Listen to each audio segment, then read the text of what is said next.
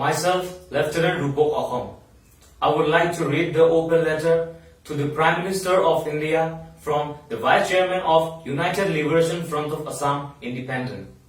To Sri Narendra Modi, Prime Minister of India, South Block, New Delhi.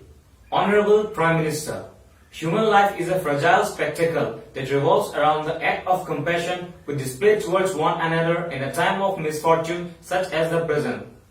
The candle of empathy should be rekindled regarding our fellow countrymen who are imprisoned in Assam. Mr. Akhil Gogoi and his compatriots, member of the KMSS, never indulged in any criminal activities. However, the path of their political agenda did not see eye to eye with the government of Assam. COVID-19 stampedes around the globe, choosing its victims regardless of race and religion. Mr. Akhil Gogoi and his compatriots deserve a fighting chance against this vicious virus.